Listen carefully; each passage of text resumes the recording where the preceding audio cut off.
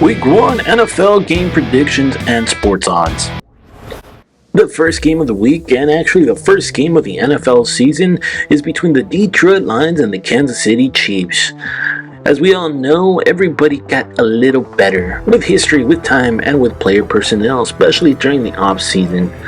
Both the Lions and the Kansas City Chiefs made some moves and re-signed some new players, and signed some new players, I should say. But the Las Vegas odds are not favoring the Detroit Lions in this first match on September 7th, which is the first Thursday night match.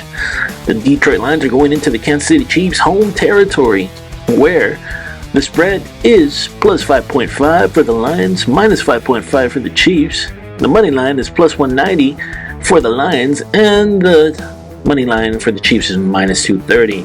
Personally, I think the Chiefs are going to win this game. It's a first game. They are the current NFL champions, and they should win this game easily.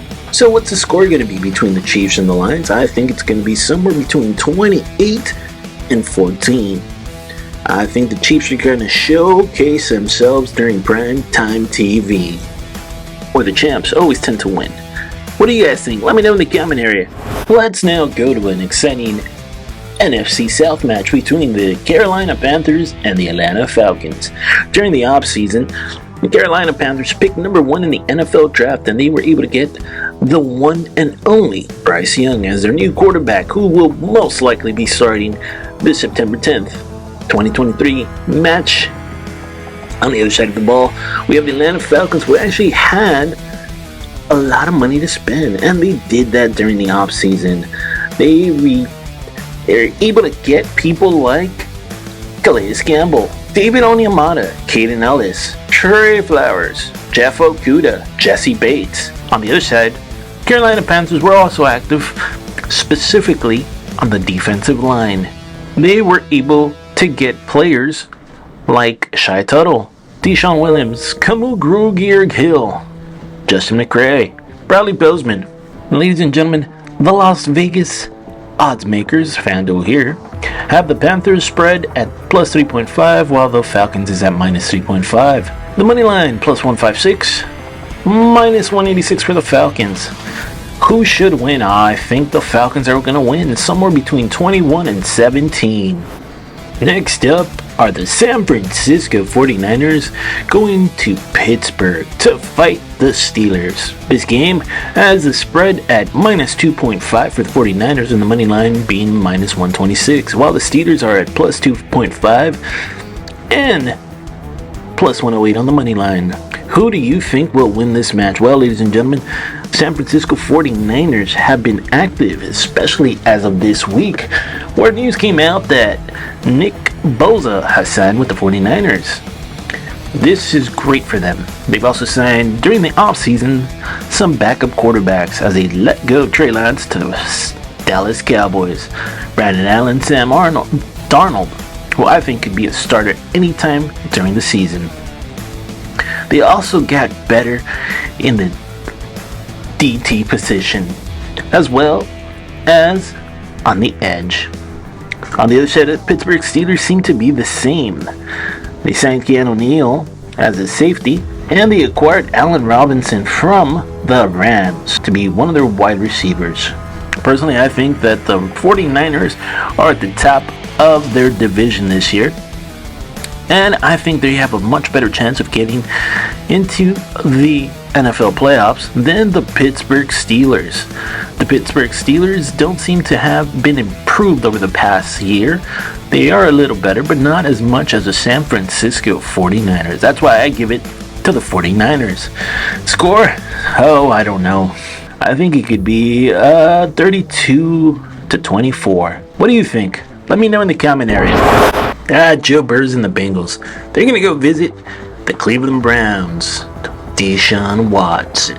Well, ladies and gentlemen, the Cleveland Browns were active during the offseason. They received a lot of players. They got Marquise Goodwin. They got Maurice Hurst, Dalvin Tomlinson, Matthew Adams, Jordan Kuzniewski, Zion Takiti, Anthony Walker, Mike Ford, Ronnie McLeod, Juan Thornhill. Ladies and gentlemen, they were active during this offseason, and that's why the Vegas odd makers have them possibly going into the playoffs. While the Cincinnati Bengals are favored here with a spread of minus 110. The spread of minus 2.5. And then the Browns with a plus 2.5, where the money line is minus 134 for the Bengals. And the Browns are at plus 114. We can assume that the Bengals are actually going to be competitive in this match, and that the Browns are going to be competitive in this match a little, and the Bengals are going to be overworked and going to be thinking hard on how to play them both on the offensive and defensive side.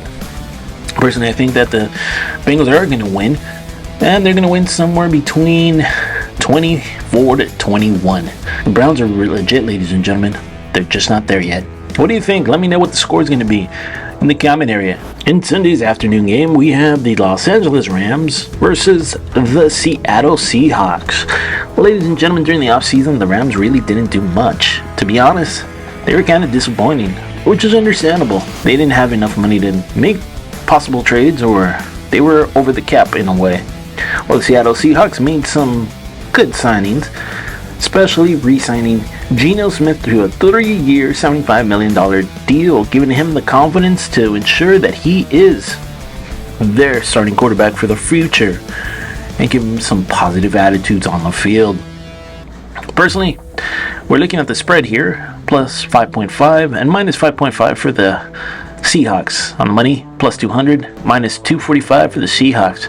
Ladies and gentlemen, this is an obvious game where the Seahawks are actually most likely gonna win. The Rams are going down while the Seahawks have improved just a little bit in their division. What do you think? Let me know what the score is gonna be. I think it's gonna be somewhere between, 21 to probably 16. Let me know in the comment area what you think the score is gonna be. New faces and new places. Jimmy Garoppolo, the new starting quarterback for the Las Vegas Raiders. While on the Denver Broncos side, they were able to get a new head coach, a legendary head coach, to go with Russell Wilson. And that head coach is obviously Sean Payton, who is going to be on top of these new players, both on the offensive and defensive side. Personally, I see the Raiders did a lot of moves just to improve, which is great for their team. Yet we won't see much effort of this team probably down until 5-6 games from now, because I don't see them being a cohesive team like the Denver Broncos are. Obviously, the Raiders got Jimmy Garoppolo.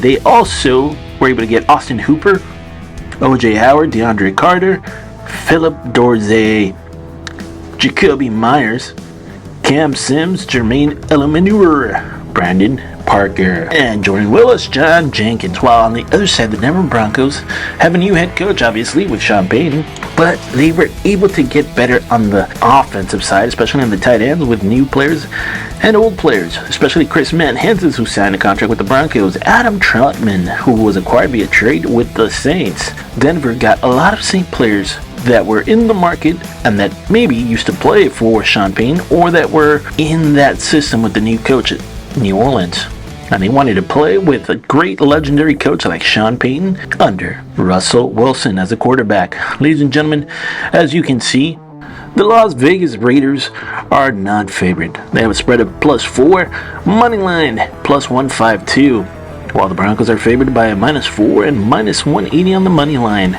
Who do you think is going to win? Well, this is my score prediction.